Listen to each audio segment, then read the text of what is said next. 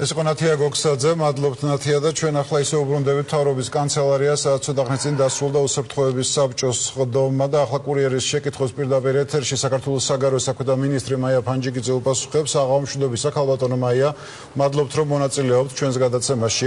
ქალბატონო მაია, პროექტის ყოვლისა რა თქმა უნდა დავიწყოთ უსაფრთხოების საბჭოს ხდომით, გასაგებია რომ დღევანდელი შეკრების მიზეზი უკრაინაა და განხილვის კონკრეტული დეტალები საიდუმლოა, თუმცა მაინც რა საფრთხეებს ხედავთ თქვენ როგორც საქართველოს საგარეო საქმეთა მინისტრი საქართველოსთვის უკრაინაში განვითარებული მოვლენების ფონზე.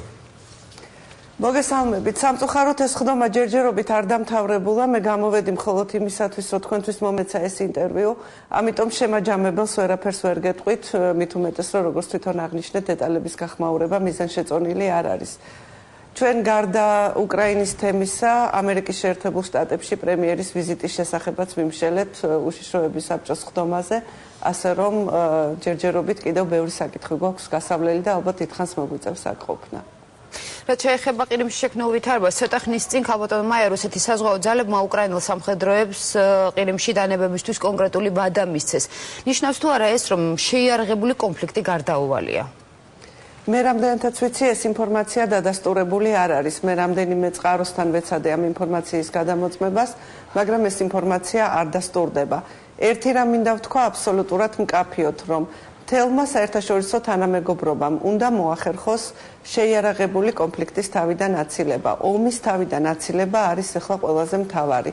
და ამიტომ მე იმედი მაქვს, რომ კიდევ არ არის ამოწურული ის დიპლომატიური და სხვა რესურსები, რომელმაც შეიძლება უკრაინელი ხალხი და უკრაინა გადაარჩინოს. საქართველოს ხალხი სრულ სოლიდარობას უცხადებს უკრაინის ხალხს და ჩვენ იმედი გვაქვს, რომ ეს კიდევ არ არის დაგვიანებული და ეს ინფორმაცია, რომელიც ახლა თქვენ თქვით, სიმართლეს არ შეესაბამება და კიდევ არის შანსი იმისა, რომ შეიარაღებული კონფლიქტი თავიდან იქნას აცილებული. ქალბატონო, თქვენ დღეს პირადად ესაუბრეთ უკრაინელ კოლეგას, რა განწყობა აქვს ქვეყნის ახალ ხელისუფლებაში და როგორ აპირებს უკრაინის მთავრობა შექმნილი კრიზისის დაძლევას? ეს საუბარი შედგა გუშინ, რასაკვირველია ისინი ძალიან შეშფოთებულები არიან და იმედი აქვთ მხოლოდ საერთაშორისო თანამეგობრობის მხარდაჭერის. ერთი რამ იყო ძალიან ცხადი ჩემი გუშინდელი საუბრისას, რომ უკრაინელ ხალხს არავითარ შემთხვევაში არ უნდა შეიარაღებული კონფლიქტი, ძალიან ეშინია ომის, ეს სრულიად გასაგებია. ალბათ ჩვენი გამოცდილებაც მათთვის კარგი მაგალითია იმისა, თუ სადამდე შეიძლება მივიდეს სიტუაცია და ხაზგასმით მთელი საუბრის განმავლობაში უკრაინის საგარეო საქმეთა მინისტრის მოვალეობის შემსრულებელი ბატონი დეშიცა აღნიშნავდა, რომ მათ მხოლოდ დიპლომატიური, მხოლოდ მშვიდობიანი მეთოდებით უნდათ ამ კონფლიქტური სიტუაციიდან გამოსვლა. ქალბატონო, თქვენ თუ გეგმავთ ჩასვლას კიევში?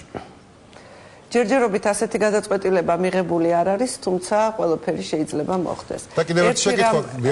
ამასთან დაკავშირებით მინდა გითხრათ, რომ ჩვენ ძალიან აქტიური კონტაქტი გვაქვს ჩვენს ევროპელ კოლეგებთან და მონაწილეობთ მათთან ერთად სხვადასხვა სახის ღონისძიებებში. ჩვენ შევეცდებით რომ ბევრი დრო არ წაგართოთ, ვინაიდან თქვენ უსაფრთხოების საბჭოზე გეჩქარებათ და კიდევ ერთი შეკითხვა. ქალბატონო, თქვენ ახსენეთ რომ დღეს განხილვის ერთ-ერთი თემა იყო ამერიკაში პრემიერის ვიზიტი.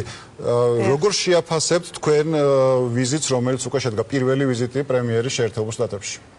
ძალიან მოკლედ თუ გინდათ რომ შევაფასო, ეს იყო უმაღლესი დონის ვიზიტი, ეს იყო უპრეცედენტოდ მაღალი დონის ვიზიტი, რომელსაც ჰქონდა ყველა კომპონენტი, მათ შორის საზეიმო, ცერემონიალური კომპონენტი, იყო შეხვედრა ამერიკის შეერთებული შტატების პრეზიდენტთან, ვიცე-პრეზიდენტთან, სახელმწიფო მდივანთან, იყო ორი საჯარო გამოსვლა პრემიერ-მინისტრის, იყო შეხვედრები ბიზნესის მიმართულებით, იყო შეხვედრა დიასპორასთან. ეს იყო აბსოლუტურად სრულყოფილი ვიზიტი, რომელმაც კიდევ ერთხელ დაადასტურა საქართველოსა და ამერიკის შეერთებული შტატების სტრატეგიული პარტნიორობა და მე ვიტყოდი ახალ საფეხურზე აიყვანა ეს ურთიერთობა. და ქალბატონო მაია, და ბოლოს ბუნებრივია ეს ვიზიტი მიმდინარეობდა უკრაინის მოვლენების ფონზე და ეს თემა რა თქმა უნდა ვაშინგტონშიც აქტუალური იყო განხილვისას. გარკვეული გარანტიები თუ მიიღო საქართველომ ამერიკისგან იმ ფონზე, რომ შესაძლოა რუსეთის ზეწოლა ახლა ამ პერიოდში საქართველოზე კიდევ უფრო გაძლიერდეს? ჯერჯერობით, როდესაც ჩვენ ამერიკაში ვიმყოფებოდით, სიტუაცია ისეთი გამწვავებული არ იყო.